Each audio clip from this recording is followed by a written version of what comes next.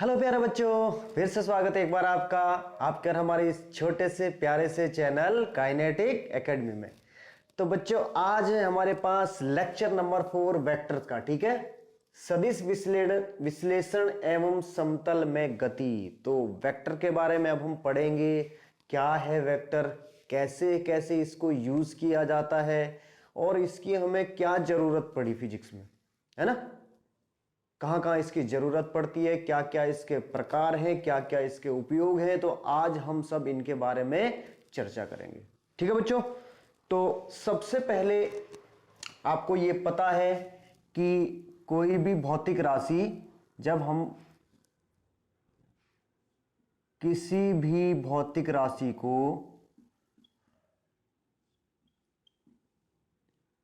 नहीं, ऐसे मत लिखो, डायरेक्ट लिख दो भौतिक राशि बराबर। ठीक है, ज्यादा लंबा हो जाएगा वरना। ठीक है, वरना तुम कहोगे सर क्या थ्योरी लिखवाने में लगे आप तो। भौतिक राशि यानी कि कोई भी फिजिकल क्वांटिटी हम अभी तक ज्ञात कर चुके हैं बेटा, ये पढ़ चुके हैं कि कोई भी भौतिक राशि किससे मिलकर बनी होती है, n इंटू यू। ये n क्या है, यहां पर क्या है, न्यूमेरिक वैल्यू है ना, न्यूमेरिक वैल्यू। और ये u क्या है, यूनिट। कहने का मतलब क्या है कि ये क्या है, एक तरीके से परिमाण है, मैग्नीट्यूड है, और ये क्या है, मात्रक है। तो कोई भी भौतिक राशि अपने परिमाण और मात्रक से मिलकर बनी होती है। बिल्कुल आपको पता है, ये बात हम पहले पढ़ चुके हैं, है ना, ये बात हम पहले पढ़ चुके हैं। चलो,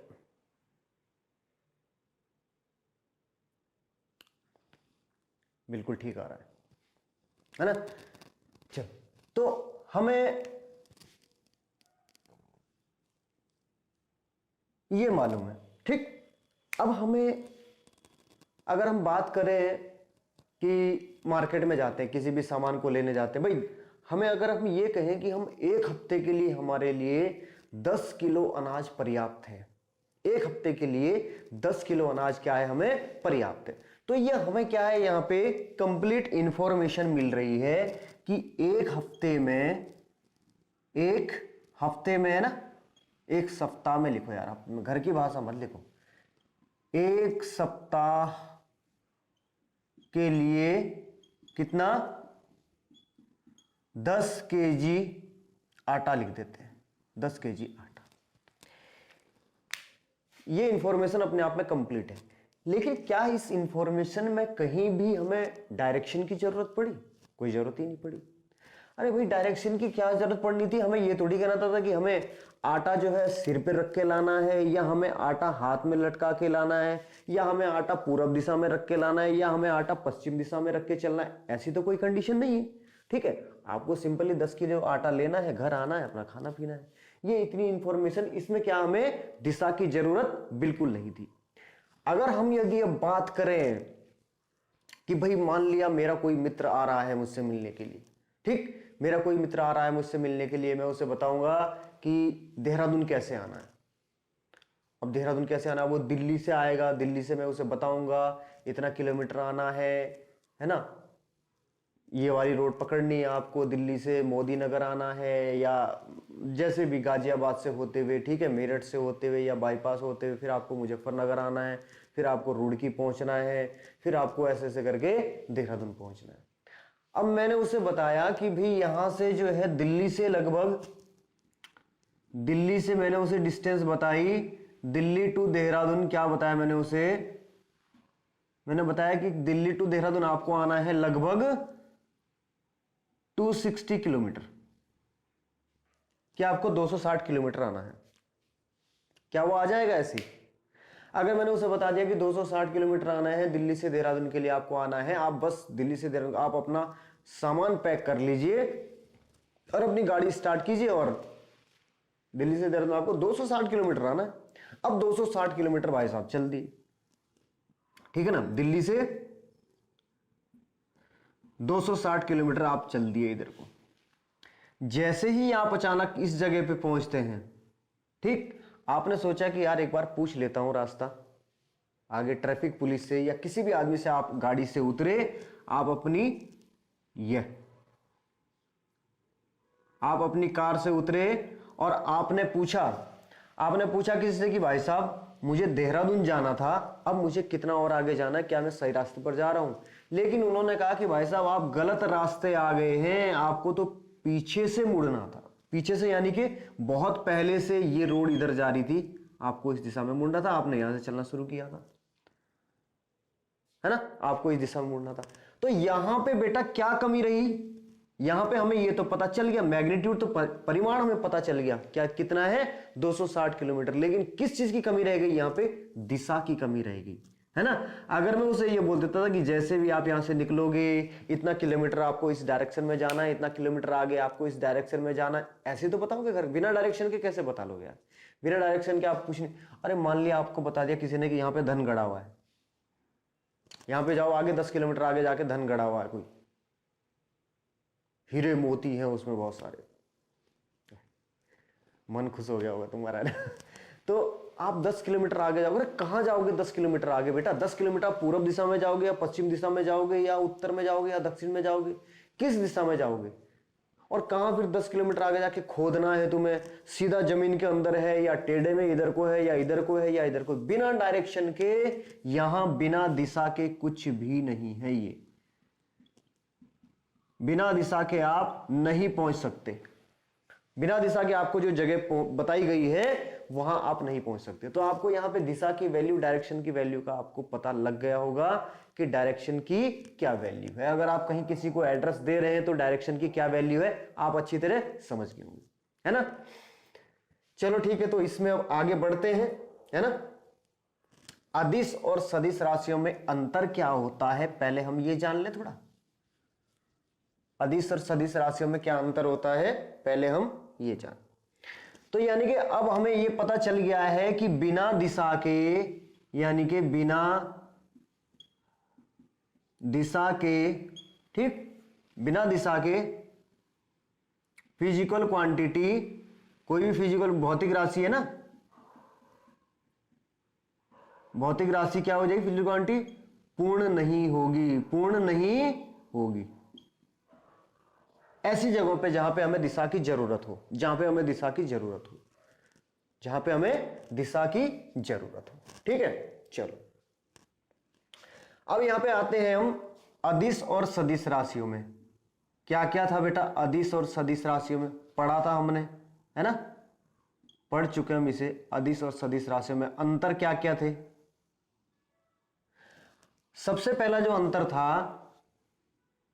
अदिश और सदिश में, ठीक, यहां पे क्या होता है? केवल परिमाण होता है ना, केवल परिमाण, यानी कि मैग्नीट्यूड, केवल मैग्नीट्यूड की जरूरत होती है अदिश में। अदिश में तो यही तो बताया था यहां पे अभी कि हम 10 किलो चावल जो है एक हफ्ते में यूज होता है। तो ये क्या था? केवल परिमाण की, वहां वो क्या थी? अदिश राशि थी, अदिश राशि थी, ठीक है। यहां सदिश राशि में परिमाण भी साथ में चाहिए बेटा, और क्या चाहिए साथ में? दिशा भी साथ में चाहिए। डायरेक्शन के बिना अभी आपको पता चल गया कि डायरेक्शन के बिना कुछ भी नहीं हो सकता, ठीक।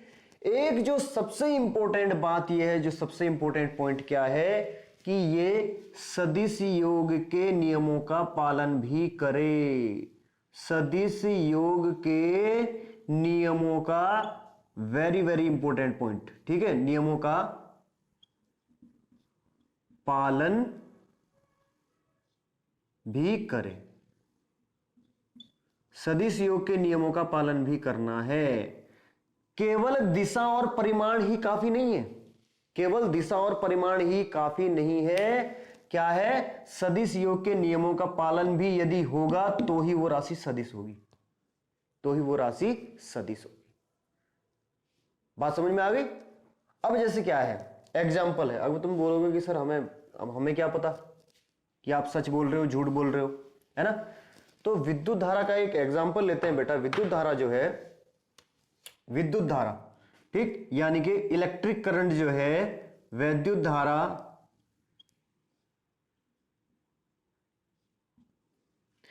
वैद्युत धारा में क्या है, परिमाण भी है व दिशा भी है। परिमाण भी है और क्या है, दिशा भी है। लेकिन क्या है, वो अदिश राशि है। क्या है, वो अदिश है। क्यों अदिश है? क्योंकि वह सदिश योग के नियमों का पालन नहीं करती। सदिश योग के नियमों का पालन नहीं करती। नियमों का पालन नहीं करती। बात समझ में आ गई? कौन नहीं करती? विद्युत धारा, इलेक्ट्रिक करंट। कैसे भाई, यहां से ये हमारे पास 2 एम्पियर का करंट है, ठीक।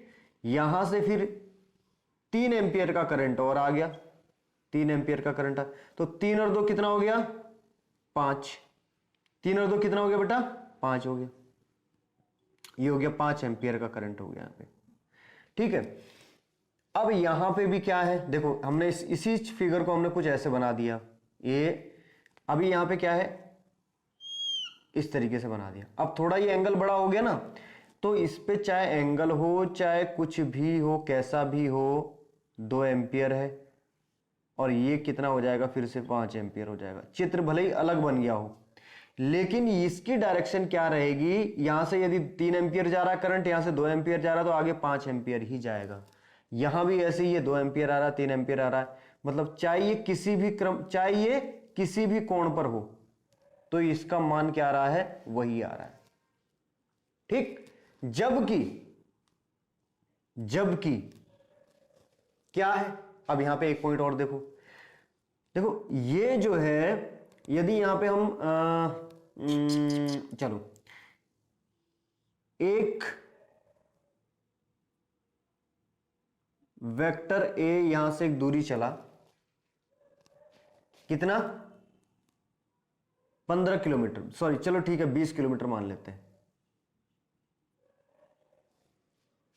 20 किलोमीटर की दूरी चलता है कोई आदमी, ये वेक्टर छोड़ो यार, 20 किलोमीटर की दूरी चलता है कोई आदमी, ठीक है। अगली दूरी उसने कितनी तय की, 15 किलोमीटर, फिर उसने तय की 15 किलोमीटर, 15 किलोमीटर तय की, ठीक। डिस्प्लेसमेंट है ये बेटा, अभी तो सीधा ही जा रहे हैं ना, अभी तो सीधे ही जा रहे हैं, डिस्प्लेसमेंट ही। अगर हम यहां पे विस्थापन करें भी ज्ञात, ठीक है, यहां से यानी कि ए से बी गया, ठीक, और फिर यहीं से ही बी से सी गया, यानी कि टोटल डिस्प्लेसमेंट कितना हो जाएगा, कुल विस्थापन कितना हो जाएगा यहां पे,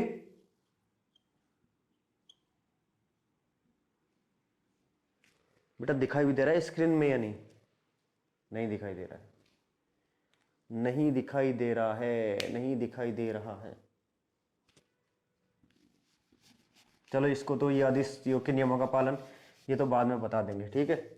फिलहाल जो जरूरी है पहले, अभी यहां पे देखो जरा, हम थोड़ी देर के लिए इधर आते हैं कि एक आदमी को यहां से चला है 20 किलोमीटर चला है, ठीक है। फिर उसके बाद यहीं से ही तुरंत आगे फिर और कितना चला है, 15 किलोमीटर चला है। तो ए से लेकर पहले बी तक आया, फिर सी तक आया। तो अगर हम पूछें कि वो टोटल कितना चला है, टोटल विस्थापन कितना हुआ है, टोटल डिस्टेंस, कुल विस्थापन यदि हम निकालें यहां पे, तो 20 प्लस 15, 20 प्लस के 15 बराबर कितना आ गया बच्चों, कितना आ गया, 35 किलोमीटर आ गया, ठीक, इतना आ गया 35 किलोमीटर। यदि बेटा अब हम ये कहें, अब तो कोई दिक्कत नहीं, अब तो आ रहा है ना स्क्रीन में, हाँ ठीक है। अगर अब यदि हम ये कहें कि ये जो है यहां से बी ए से फिर कितना चला, 20 किलोमीटर चला है बी तक, है ना, बी तक चला है कितना, 20 किलोमीटर। फिर ये वापस ये इधर मुड़ गया वापस, अब इसकी डायरेक्शन इधर हो गई 15 किलोमीटर। अब डिस्प्लेसमेंट बताओ, तो अब विस्थापन कितना होगा बेटा, भाई 20 में से क्या घटा दोगे, 15 घटा दोगे, क्योंकि डिस्प्लेसमेंट क्या होता है, distance between initial and final point. Initial and final point, initial क्या है, ये है, फाइनल ये, यानी कि अपनी प्रारंभिक अवस्था और अंतिम अवस्था के बीच के अंतर को। तो 20 किलोमीटर से क्या घटा दो, 15 किलोमीटर। 20 माइनस के 15 बराबर कितना आ जाएगा, 5 आ जाएगा। जीरो लगाने की जरूरत नहीं है पहले, ये 5 किलोमीटर आ गया। फिर हमने क्या किया, ऐसे चले हम 20 किलोमीटर ऐसे चल दिए, 15 किलोमीटर हम ऊपर की तरफ चल दिए भाई, हमारी मर्जी थी कुछ ऐसी ए बी सी। ठीक, अब यदि यहां पे पूछा जाए डिस्प्लेसमेंट, तो डिस्प्लेसमेंट ये होगा, फिर क्या होगा, डिस्प्लेसमेंट ये होगा। तो 20 का अब यहां पे क्या लगा दोगे, पाइथागोरस थ्योरम लगा दोगे, यानी कि A C is equal to A B का स्क्वायर प्लस के बी सी का स्क्वायर।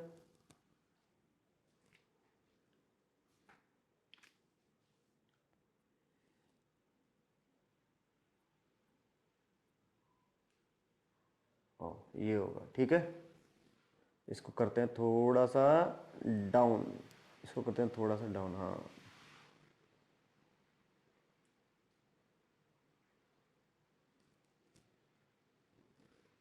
ठीक है बेटा। तो ये हमारा क्या आ गया,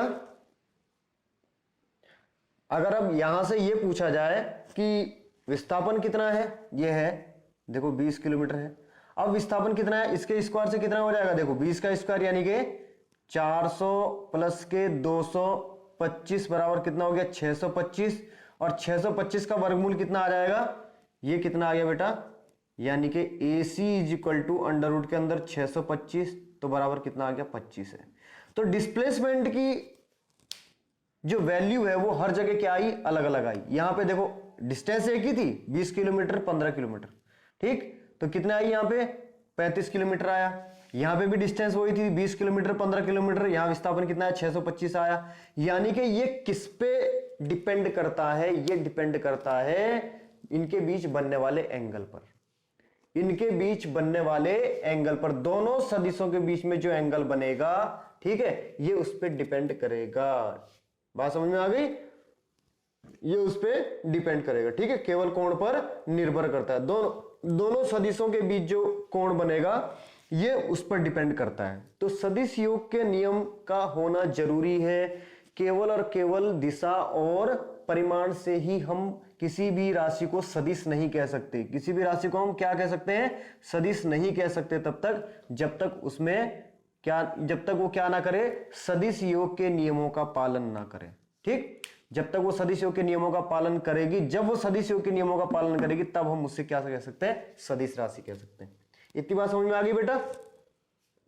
हाँ, अब बात हम कर रहे थे, देखो हमें यहां से एक बात तो पता चल गई, हमें यहां से एक बात तो पता चल गई कि यानी कि ये कोण पर निर्भर करती है, ये कोण पर निर्भर करती है, ठीक है ना। अगर ये हमने अभी बताया अलग अलग एक ही जैसी दूरियां रखी हमने हर जगह विस्थापन, तो ये किस पे डिपेंड, क्यों एक जैसा नहीं आ रहा है, क्योंकि इनके बीच बनने वाला कोण क्या है, अलग अलग है। इनके बीच बनने वाला कोण देखो, यहां से यहां कोण है, ठीक, ये सीधा कोण है, यानी कि इन दोनों की डायरेक्शन क्या है, इन दोनों के बीच बनने वाला कोण कितना का है, 0 डिग्री का है। भाई बनने वाला कोण तो 0 डिग्री का ही है, ये भी ऐसे में जा रहा है, ये भी ऐसे में ही जा रहा है, ठीक है, 0 डिग्री का है।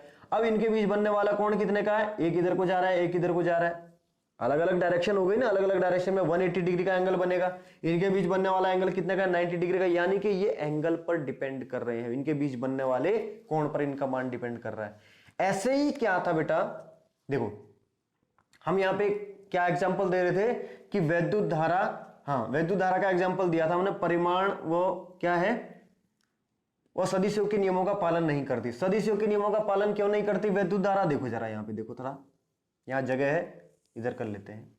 यदि यहां से मान लिया 2 एम्पियर का करंट आ रहा है, ठीक, और इधर से जा रहा है 3 एम्पियर का करंट, इधर से 3 एम्पियर का करंट जा रहा है, तो इसका जो आउटपुट निकलेगा, ठीक है, वो कितने का निकल रहा है, 5 एम्पियर का निकल रहा है। कितने का है, 5 एम्पियर का निकलेगा। ऐसे में अभी मान लिया हमने यहाँ पे एंगल था, ये 30 डिग्री का था, ठीक। अब यहाँ पे ये देखो, अगर हम ये करते हैं ऐसा, ये इस तरीके से, यानी कि इनके बीच बनने वाला एंगल कितने का रखते हैं, 90 डिग्री का है। तो यानी कि ये जो ये वाला सदिश था हमारा, ये यहाँ पे आई 2 एम्पियर की धारा, यहाँ पे भी 3 एम्पियर की धारा, और इनका जो रिजल्टेंट निकला वो कितना निकलेगा, 5 एम्पियर ही निकलेगा। ये क्या है बेटा, अब इसकी वैल्यू क्या निकल रही है, हर जगह 5 एम्पियर निकल रही है, यहां पे भी। तो ये बनने वाले एंगल पर क्या डिपेंड नहीं कर रहा है, ये बनने वाले एंगल पर क्या डिपेंड नहीं कर रहा है, क्योंकि यहां एंगल 30 था, यहां एंगल कितना है 90 है। तो क्या है ये अदिश राशि है। क्या है ये अदिश राशि। ये राशि सदिश नहीं हो सकती। ये राशि क्या है सदिश नहीं हो सकती। ठीक है, चलो इतनी बात समझ में आ गई। मिटा दे, उतार रहे हो उतार लो, थोड़ी देर उतार लो, जल्दी जल्दी से उतारो।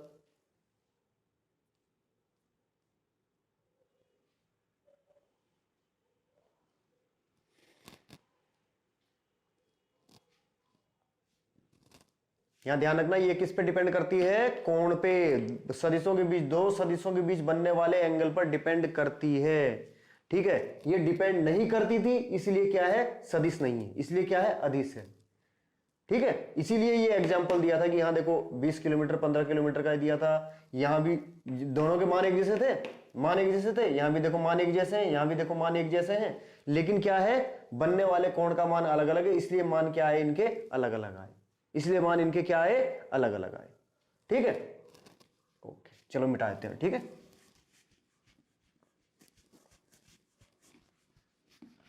तो वैद्युत धारा क्या है, वैद्युत धारा सदिश योग के नियमों का पालन नहीं करती है।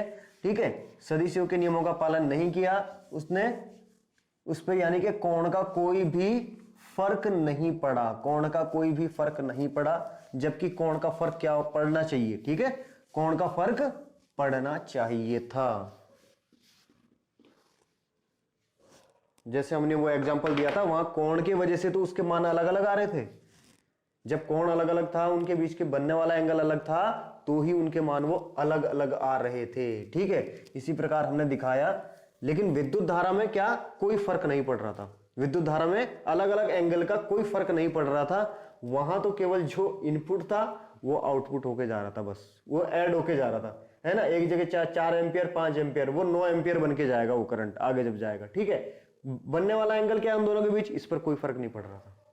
चलो अब बात करते हैं बेटा कि जो हमारा ये वेक्टर होता है, इसे हम किससे प्रदर्शित करते हैं, वेक्टर को हम किससे प्रदर्शित करते हैं बेटा,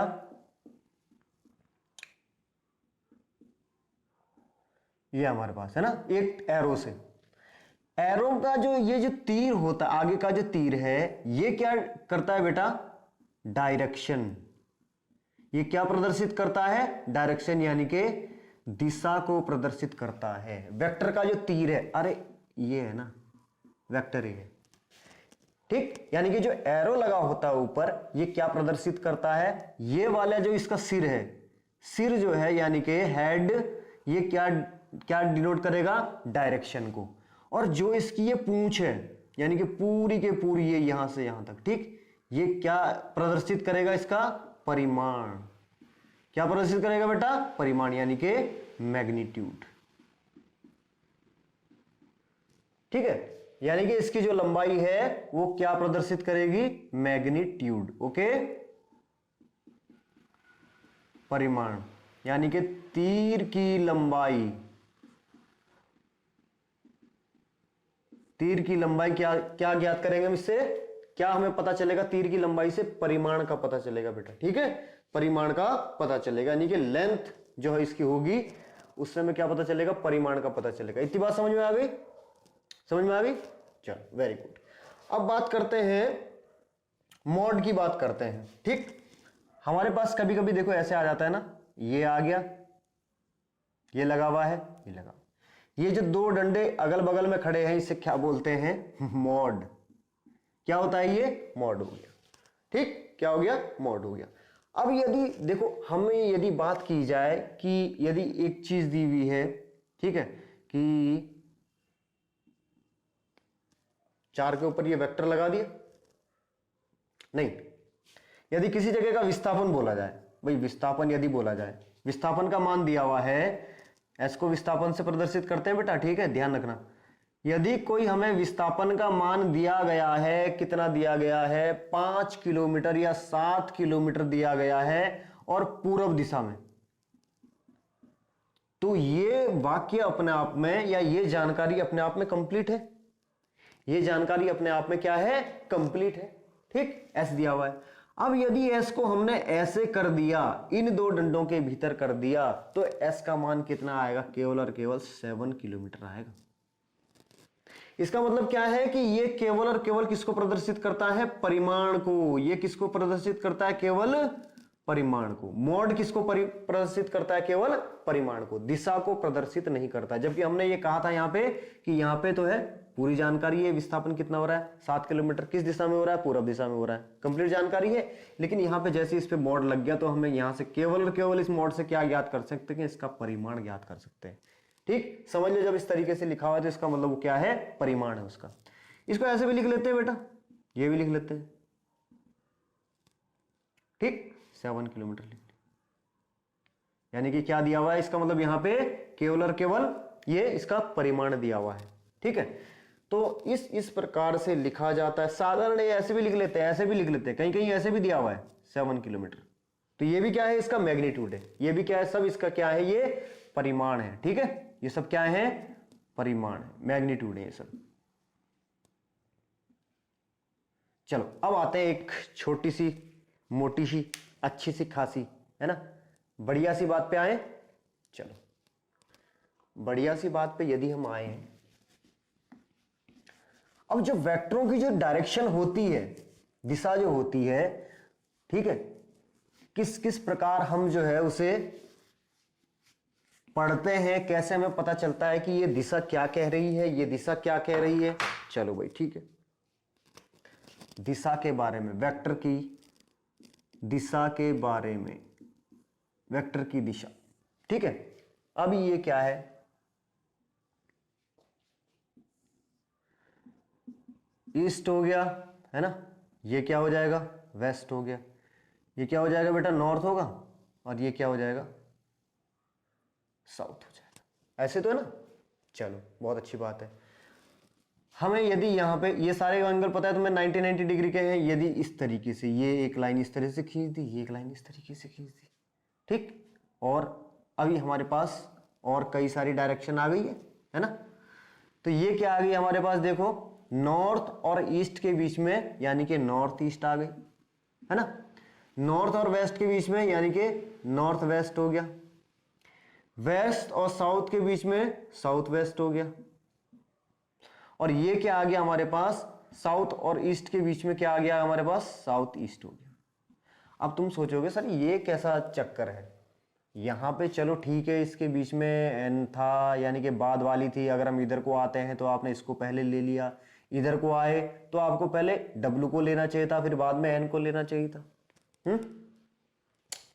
एक्चुअल में क्या है, जो नॉर्थ और साउथ को है ना, नॉर्थ और साउथ को ही पहले लिया जाता है। मोस्टली ऐसा देखा गया है कि नॉर्थ और साउथ को ही, यदि किसी भी दो डायरेक्शन के बीच में, नॉर्थ और साउथ को ही पहले लिखा जाता है। ठीक है, इसीलिए देखना तुम, इन दोनों के बीच में क्या है? नॉर्थ और ईस्ट के बीच में नॉर्थ को पहले लिखा गया, फिर यहाँ वेस्ट हो गया, यहाँ नॉर्थ हो गया, इसलिए नॉर्थ को पहले लिखा गया, वेस्ट हो गया, और ये साउथ हो गया तो साउथ को पहले लिखा गया, यहाँ पे साउथ और ईस्ट तो यहाँ पे साउथ को पहले लिखा गया। तो नॉर्थ और साउथ को पहले लिखा जाता है। इन चीजों का, छोटी छोटी चीजों का ध्यान रखना।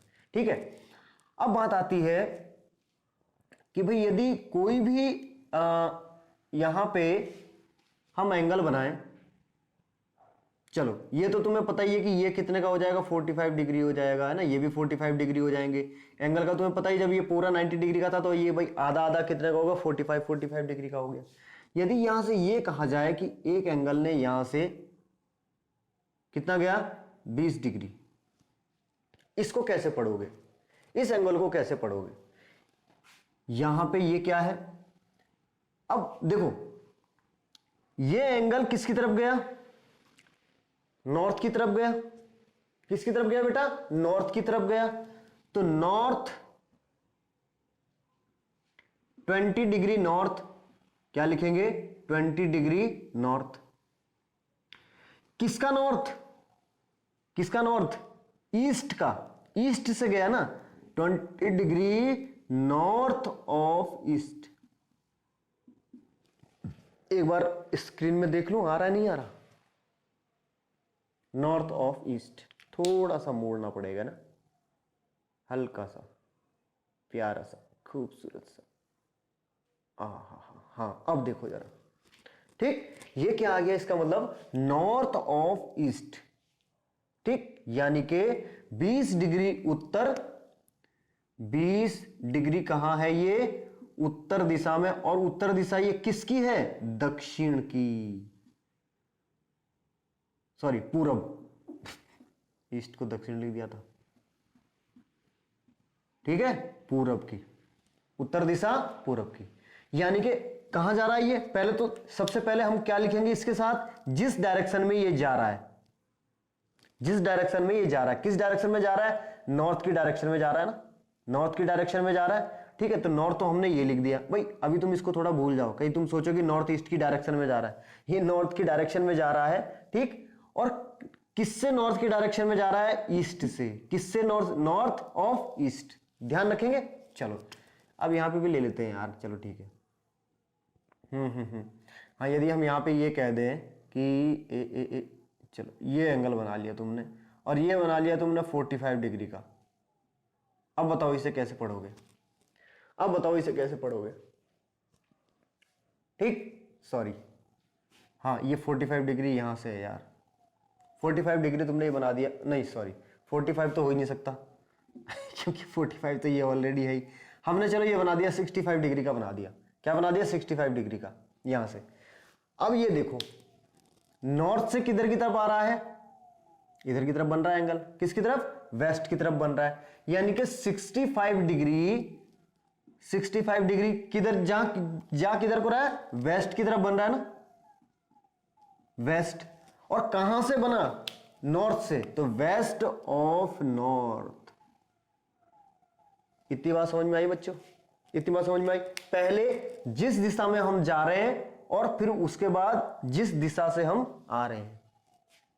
अरे जिस दिशा में, ये नॉर्थ में था ना, देखो नॉर्थ, ये एंगल बना है, इसको छोड़ो तो इसको भूल जाओ, यहां कुछ नहीं बना, ये एंगल बना है, ठीक है। इसका मतलब क्या है कि किस दिशा में हम, यहां से इस दिशा में चले ना यार, यहां से इस दिशा में चले ना, ठीक है, यहां से इस दिशा में चले हम, तो यानी कि कहां चले हम, वेस्ट की तरफ चले, वेस्ट की तरफ चले यहां से, ठीक है, यहां से हम वेस्ट की तरफ चले। इसका मतलब क्या है, पहले क्या लिखना है, वेस्ट, और कहां से चले, नॉर्थ से चले, कहां से चले, नॉर्थ से।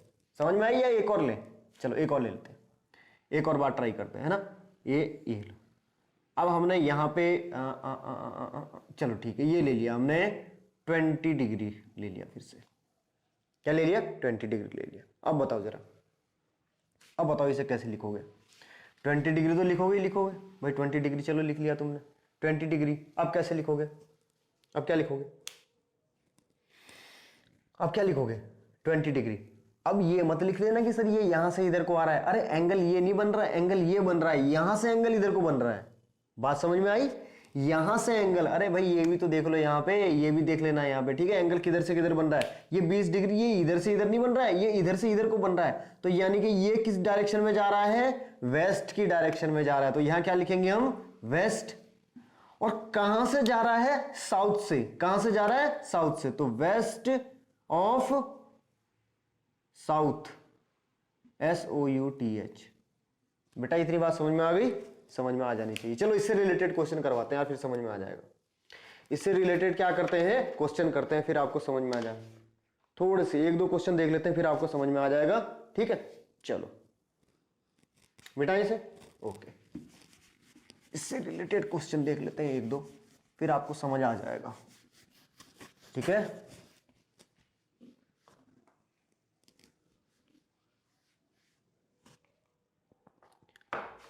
यदि हम ये कहें 4 न्यूटन 50 डिग्री पश्चिम, 4 न्यूटन,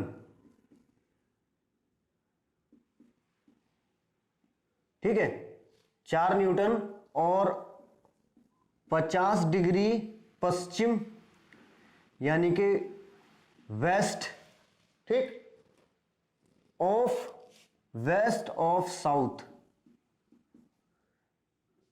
चलो करते हैं इसे, कैसे दिखाओगे, ये हो गया ईस्ट, वेस्ट, नॉर्थ, साउथ, है ना।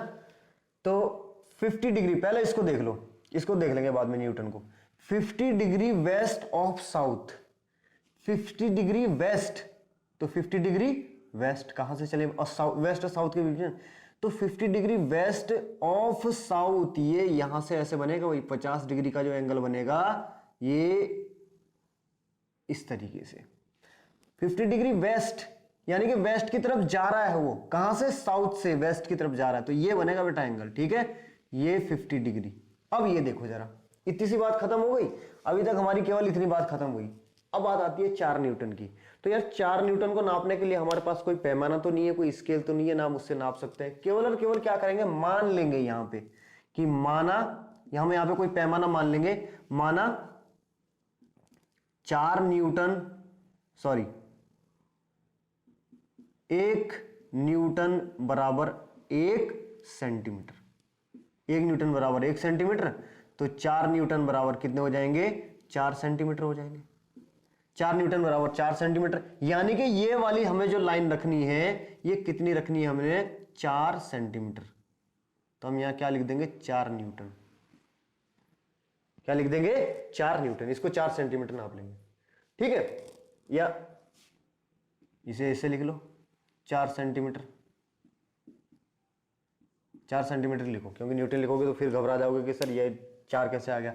तो 4 सेंटीमीटर की ये रेखा खींच लेनी है। अब समझ में आ गया, अब तो कर लोगे। चलो एक क्वेश्चन और कर लेते हैं, एक क्वेश्चन और करते हैं। क्या है, 3 मीटर पर सेकंड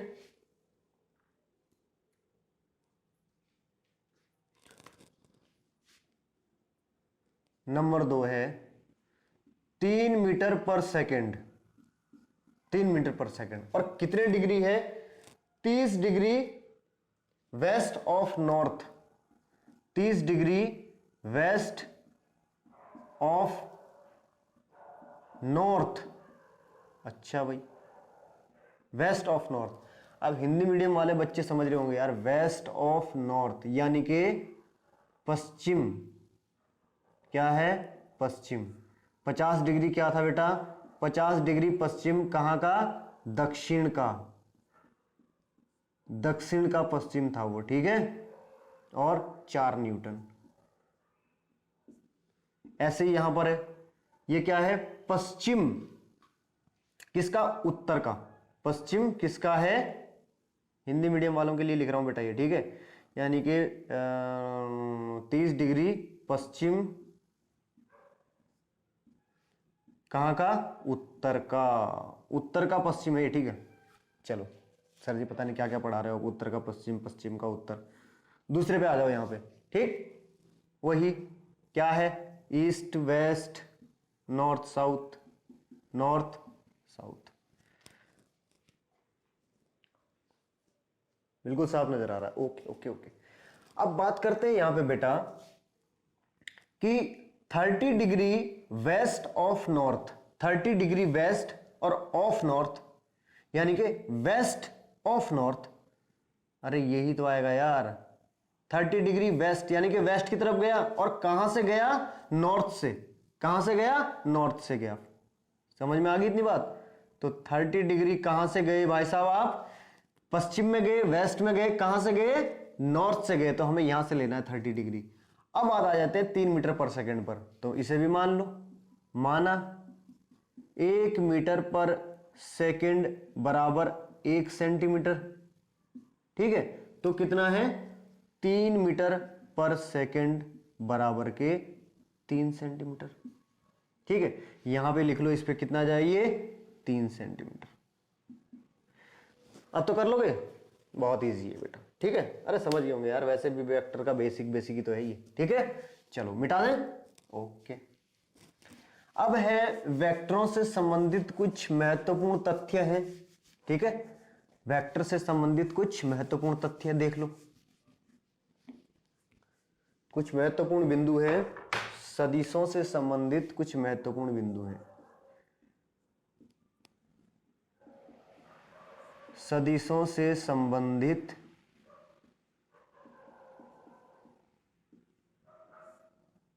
कुछ महत्वपूर्ण बिंदु, ओके,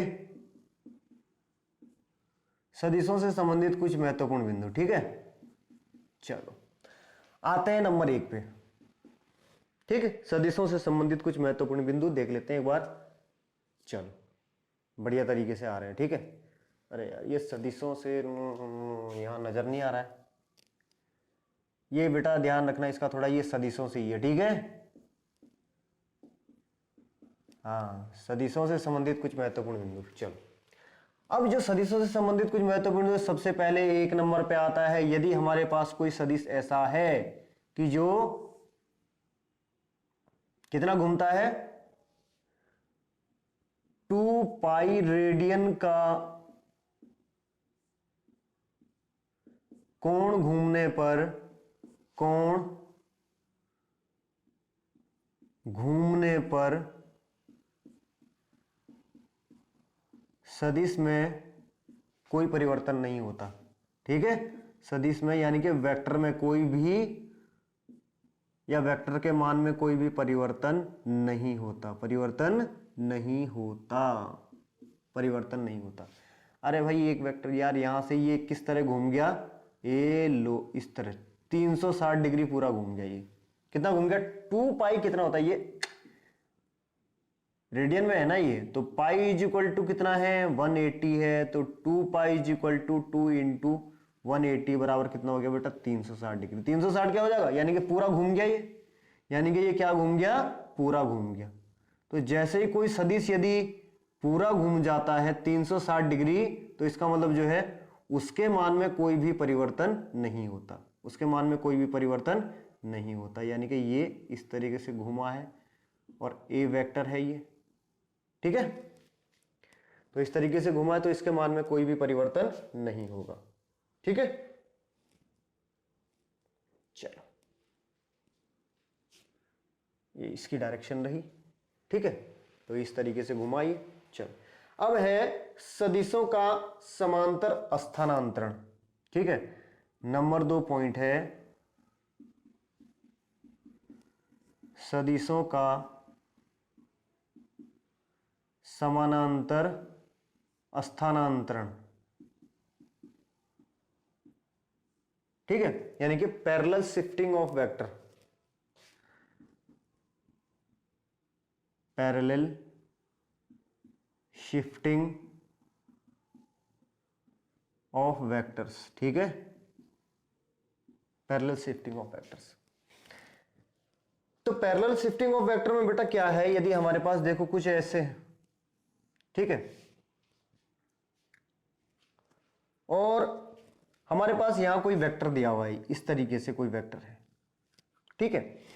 तो इस वेक्टर को बेटा हम शिफ्ट कर सकते हैं, क्या कर सकते हैं, पैरेलल शिफ्ट कर सकते हैं। बस शर्त इतनी है, ध्यान इतना रखना है कि जब भी हम इसको पैरेलल शिफ्ट करेंगे तो ना तो इसकी लेंथ में कोई डिफरेंस आना चाहिए, इसकी लेंथ भी उतनी सी रहनी चाहिए, ठीक है, इसकी लेंथ में कोई फर्क नहीं आना चाहिए। और क्या फर्क नहीं आना चाहिए, जो ये बनने वाला एंगल है ना, ये जो थीटा है, इनमें कोई परिवर्तन नहीं आना चाहिए, ध्यान रखना, इनमें कोई परिवर्तन नहीं आना चाहिए, ठीक। ये जो एंगल जितना बन रहा है, अरे तभी तो पैरेलल रह पाएगा, तभी तो पैरेलल रह पाएगा। यदि एंगल में जरा सा भी चेंज हो गया तो क्या पैरेलल रह पाएगा, नहीं रह पाएगा। तो पैरेलल शिफ्टिंग क्या है, इसे हम अपनी जरूरत के हिसाब से शिफ्ट करते हैं, उससे रिलेटेड क्वेश्चन अभी आगे आएंगे तो आप समझ जाओ। फिलहाल आप इतना जरूर समझ लो कि ये जब भी इनको हम पैरेलल शिफ्ट करेंगे, जब भी इनको हम पैरेलल शिफ्ट करेंगे, यानी कि समानांतर स्थानांतरण जब हम करेंगे तो इसकी लेंथ में, ठीक, और इसके किसमें, एंगल में कोई भी डिफरेंस नहीं होना चाहिए, कोई भी डिफरेंस क्या होना चाहिए, नहीं होना चाहिए, ठीक है। चलो अब आते हैं, चलते हैं, आते हैं, 2 पॉइंट हो गए। चलो, इससे रिलेटेड कुछ एक आधा क्वेश्चन देख लें। एक पॉइंट और रह गया, 3rd पॉइंट है बेटा, 2 वेक्टरों के बीच का एंगल, 2 सदिशों के बीच का कोण कभी भी 180 डिग्री से अधिक व 0 डिग्री से कम नहीं हो सकता, नहीं हो सकता। कब? जब उन दोनों सदिशों की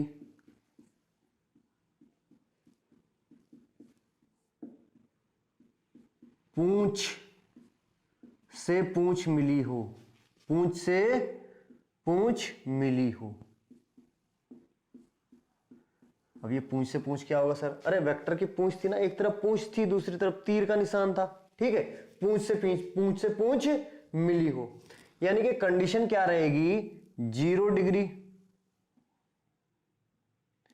थीटा इज लेस और इक्वल कितना? 180 डिग्री, ये कंडीशन रहेगी। यानी कि जो थीटा का मान है वो क्या है? 0 से ना तो छोटा होगा और ना 180 से बड़ा होगा।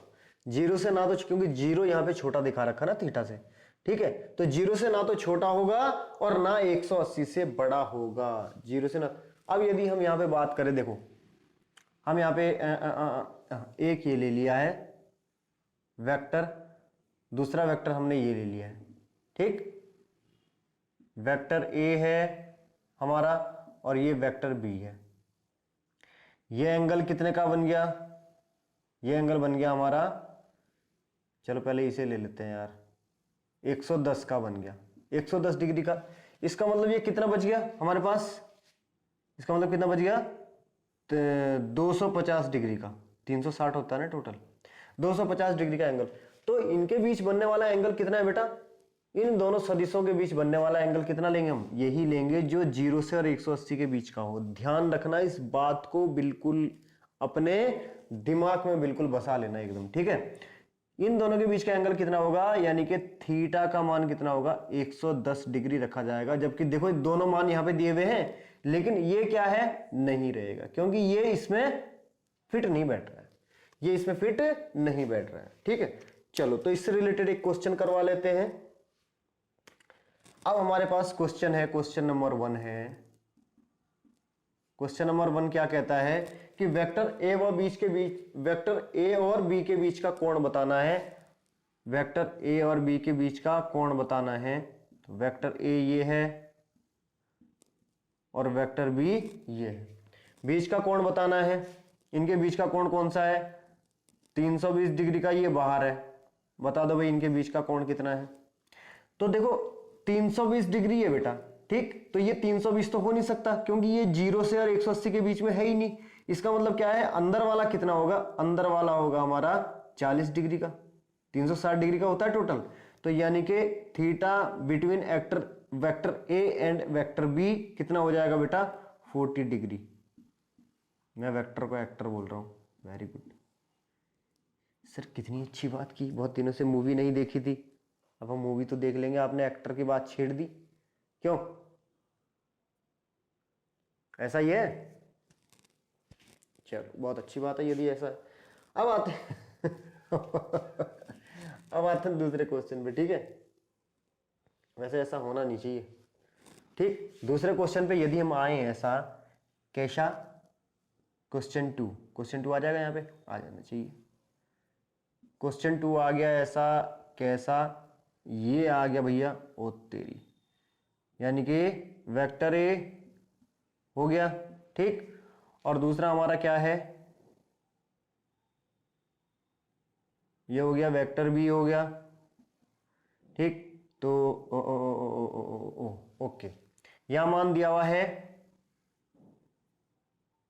130 डिग्री, यहां मान, अब इसका मतलब कितना बच जाएगा? इसका मतलब 230 डिग्री इधर हो गया बाहर वाला। तो इन दोनों के बीच के एंगल का मान क्या होगा? जल्दी जल्दी से करो जरा, जल्दी जल्दी से दिमाग लगाओ, करो जरा जल्दी जल्दी से बेटा, बहुत जल्दी जल्दी करो। मुझे पता है तुमने आंसर जल्दी निकाल लिया होगा, कितना है? 130 डिग्री। बहुत इंटेलिजेंट बच्चे हैं, 130 डिग्री आंसर निकाल लिया होगा यार। इसमें तो कुछ सोचने वाली बात है ही नहीं बिल्कुल भी, 1 सेकंड का क्वेश्चन था, ठीक है। तो ऐसे ये सवाल क्या है? गलत हो गया आपका, गलत हो गया। कैसे हो गया अब हम आपको ये बताते हैं, ठीक है। अरे ये देखो यार, यहाँ क्या है, पूंछ से पूंछ मिली है क्या? नहीं मिली है।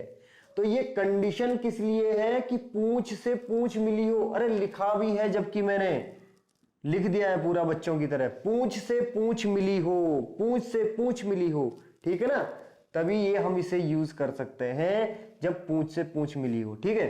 अब पूंछ से पूंछ मिलने के लिए क्या करोगे भाई, इसमें क्या करेंगे भाई, इसमें अभी हमने इससे पहले पैरेलल शिफ्टिंग ऑफ वेक्टर्स बताया था, पैरेलल शिफ्टिंग, वो पैरेलल शिफ्टिंग अब हम यहां करेंगे। हम इस वेक्टर बी की क्या कर देंगे, पैरेलल शिफ्टिंग कर देंगे। तो ये कुछ ऐसे बन जाएगा, ये इधर को आ जाएगा, है ना। ये कहां आ जाएगा, इस तरीके से आ जाएगा। कर दो भाई शिफ्टिंग। अब ये देखो, ठीक, यहां पे क्या है, जब ये बनने वाला एंगल 130 का था, तो हमें पता कि लाइन एंगल पे यानी कि एक रेखा पर 180 का कोण बनता है। ये 130 था, तो यानी कि कितने का बनेगा, 50 डिग्री का कोण बनेगा, 50 डिग्री का है। अब वेक्टर बी हमने इसको यहां से देखो इधर आगे खिसका दिया ना। अब एरो कहां आ गया, अब एरो भाई यहां पे आ गया आगे, अब एरो आ गया यहां पे आ गया, ठीक है।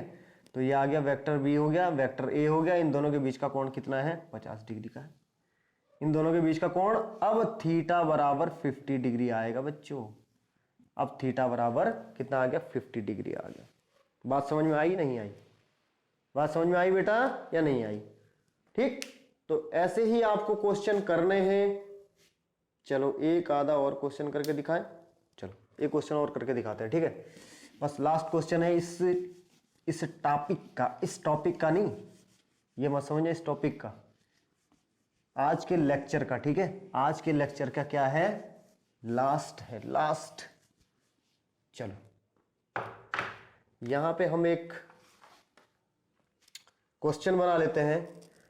क्वेश्चन नंबर 3 है, कैसा है भाई, ये हो गया, ये हो गया, ठीक है। डायरेक्शन हमने बना दी। चलो हमने एक वेक्टर भी बना दिया, कितना डिग्री पे है, जो 30 डिग्री का कोण यहां से बना रहा है, ठीक है। चलो ये भी हो गया। फिर हमने एक वेक्टर सी ले लिया, फिर हमने क्या ले लिया, एक वेक्टर सी ले लिया। चलो वेक्टर सी कितने डिग्री का कोण बना रहा था, यहां से 45 डिग्री का कोण बना रहा था वही वेक्टर सी। चलो ये भी हमने ले लिया, 45 डिग्री का कोण बना रहा था वेक्टर सी, ठीक। इसके बाद लिया हमने वेक्टर बी, ये लिया हमने वेक्टर बी को, और ये बना रहे थे वहां से कितने, 30 डिग्री का एंगल बना रहे थे यहां से। ये कितने का बना रहे थे, 30 डिग्री का एंगल बना रहे थे यहां से, ठीक है। ये यहां से 30 डिग्री का, ये वेक्टर बी है, वेक्टर सी हो गया, ठीक है। और ये क्या हो गया, वेक्टर ए हो गया। ये हमारा क्या हो गया, वेक्टर ए हो गया। ये सी यहां पर है यार, इसके पास है, ये कहीं ऐसे मत सोचना कि ये हो गया, ये बी का हो गया, ठीक है। चलो अब हमें कोण याद करने, ए व बी के बीच का, ए व सी के, यानी कि कोण ज्ञात करो, कोण ए यानी कि वेक्टर ए व वेक्टर बी के बीच का, ठीक है। और वेक्टर ए व वेक्टर सी, वेक्टर ए व वेक्टर सी के बीच, तथा वेक्टर बी और वेक्टर सी के बीच का। ये 3 कोण हमें ज्ञात करने हैं। चलो कोई बात नहीं, फर्स्ट के लिए देखते हैं। पहला क्या है, ए व वेक्टर ए व वेक्टर बी के बीच का कोण। वेक्टर ए और वेक्टर बी के बीच का कोण देखो बेटा जरा, वेक्टर ए ये है, वेक्टर बी ये है। पहली बात तो ये देखो जरा, देखो इसका एरो, ये तो ठीक है इधर एरो, लेकिन वेक्टर बी का एरो कहां है, यहां मिल रहा है वेक्टर बी का एरो। तो हमें क्या करना पड़ेगा बेटा, पैरेलल शिफ्टिंग करनी पड़ेगी, ठीक है। कुछ ऐसे है यार, ये ऐसे है ना, और ये क्या है, ये हो गया, ये हो गया ए 30 डिग्री इस तरीके से। अब बी की हमने क्या कर दी, यहां पे पैरेलल शिफ्टिंग कर दी, ये इस तरीके से, ठीक है। पैरेलल शिफ्टिंग कर दी बिल्कुल फिट तरीके से। अब ये यहां आ गया और क्या बन गया, बी बन गया, वेक्टर बी बन गया, ठीक। अब वेक्टर बी तो बन गया, लेकिन ध्यान रखना ये कि जब ये 30 डिग्री था, तो यहां से जैसे ही पैरेलल शिफ्ट हुआ, पैरेलल जब शिफ्ट हुआ ये, ठीक, तो इसका मतलब क्या था, ये वाला एंगल बराबर ये वाला एंगल, यानी कि ये कितने का, ये 30 डिग्री का एंगल बन गया भाई। 30 डिग्री का एंगल था ना ये, 30 डिग्री का एंगल था तो ये कैसे कोण बन गया, शीर्षाभिमुख कोण बन गया, ठीक है। तो ये भी 30 डिग्री का हो गया। और यहां पे ये क्या है, कुछ नहीं है। अब यहां पे देखो किसके बीच बनने वाला कोण, ए व बी के बीच बनने वाला कोण, ए व बी के बीच बनने वाला कोण, ठीक। हमारा यहां पे क्या था पहले, अच्छा एक कोण हमारा ये भी तो था यार, ये था हमारा 45 डिग्री पे था पूरा, ठीक है, 45 डिग्री पे था। चलो अब ए और बी के बीच बनने वाला कोण देखो जरा, ए व बी के बीच बनने वाला कोण 30 डिग्री ये हो गया, तो इसका मतलब ये कितना बच गया, पूरा 60 डिग्री बच गया। तो 60 और 30 कितना हो गया, 90। तो थीटा बराबर यहां कितना आ गया, 90 डिग्री आ गया। थीटा बराबर यहां कितना आ गया, 90 डिग्री। अरे भाई इसको हमने यहां शिफ्ट कर दिया, इसको हमने कहां शिफ्ट करा, इसको हमने ये यहां शिफ्ट कर दिया, ठीक। तो यानी कि ये एंगल और ये एंगल कितना हो गया, 30 डिग्री हो गया। भाई यहां से यहां तक पूरा कितना होता है, 90 डिग्री का होता है। तो जब ये यहां से यहां तक 30 हो गया तो इसका मतलब यहां से यहां तक कितना बच गया, 60 बच गया, ठीक है। तो 60 और ये वाला एंगल यहां से ए वेक्टर का जो एंगल था वो कितना था, 30 था। तो 60 + 30 कितना हो गया, 90 हो गया। यानी कि 60 डिग्री + 30 डिग्री को हमने जोड़ा तो कितना आ गया, 90 डिग्री आ गया। ये किसके बीच आया, ए व बी के बीच में, ठीक है। अब आ जाओ तुम नंबर 2, ए व सी के angle vector A and vector A व वेक्टर सी, यार क्या वेक्टर सी। अब ये ए है, ये सी है, ये तो पहले से ही यहां पे तो कोई दिक्कत है ही नहीं भाई। यहां पे इसकी भी ये पूंछ से पूंछ मिली हुई है, यहां तो कोई दिक्कत है ही नहीं। ये 30 डिग्री है, ये यहां से कितना है, जब यहां से यहां 45 है तो ये भी 45 होगा, क्योंकि ये पूरा कोण कितने का, 90 डिग्री का है। तो 45 + 30 कितने हो गए, 75। तो ए व सी के बीच बनने वाले कोण कितना हो गया, 45 डिग्री + के 30 डिग्री बराबर कितना हो गया, 75 डिग्री हो गया। यहां तो कोई दिक्कत नहीं रही, ये तो बहुत इजीली निकल गया। चलो अब बात करते हैं हम किसकी, बी व सी के बीच, ठीक है। तो थर्ड पोजीशन क्या थी, वेक्टर बी व वेक्टर सी के बीच का कोण, ठीक है, वेक्टर बी वेक्टर। अब यहां देखो बेटा, हमें क्या करना है, बी हम यहां तक लेके आ गए थे, बी हम यहां तक लेके आ गए थे, ये सी है हमारा, ठीक। अब बी और सी के बीच, यानी कि ये वाला एंगल देखना है हमें, ये वाला एंगल। ध्यान करो कि हमारा ये वाला एंगल कितने का था, 45 डिग्री का था। देखो ये वाला एंगल कितना है, 45 डिग्री है। ये 30 तो ये तो यहां शिफ्ट हुआ ना, ये तो इस तरीके से आया ना, ये इस तरीके से, ये ऐसे आया ये 30, ठीक। तो जब यहां से यहां तक कितना है, 45 डिग्री है, और यहां से यहां तक कितना हो गया, 30 डिग्री है। तो ये कितना होगा, 45 - के 30 कितना हो जाएगा, 15, ठीक। तो 45 डिग्री - के 30 डिग्री बराबर कितना आ गया, 15 डिग्री आ गया आंसर। तो इस तरीके से सवाल कर रहे हैं। नेक्स्ट टॉपिक में टाइप्स ऑफ वेक्टर और भी नई नई जानकारियों के साथ फिर मिलेंगे। तब तक के लिए टेक केयर, बाय बाय।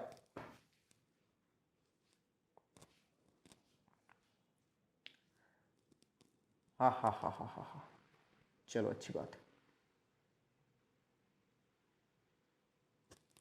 बस बेटा एक रिक्वेस्ट आपसे ये करनी थी, यदि आपको चैनल पसंद आता है, मेरा पढ़ाया हुआ आपको समझ में आता है, आपको बहुत अच्छी तरह पूरे मेहनत के साथ पढ़ाऊंगा, एक एक चीज क्लियर करके चलेंगे बिल्कुल। कंपटीशन लेवल के भी वीडियोस आएंगे। पहले हम जरा ये एक बार ये सिलेबस पूरा कर लें अपना, बहुत अच्छी तरह समझाऊंगा हिंदी मीडियम में आपको, ठीक है। तो आप जो है IIT JEE लेवल की तैयारी बिल्कुल बहुत अच्छी तरह से कराऊंगा। पहले ये अपनी बेसिक एक बार तैयार कर लेते हैं पूरा, ठीक है। तो किसी भी टॉपिक को छोड़ना मत, और इतना जरूर करना यार कि अपने दोस्तों में चैनल को जरूर शेयर कर देना बस, ठीक है।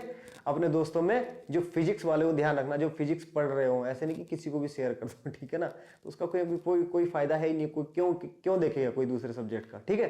तो जो भी आपके फिजिक्स वाले जो भी दोस्तों किसी भी स्टेट में हो, कहीं भी आप जो है कहीं से भी किसी भी अपने रिलेटिव को, तो सबको जो है शेयर जरूर करना है अपने दोस्तों को, ठीक है। ओके।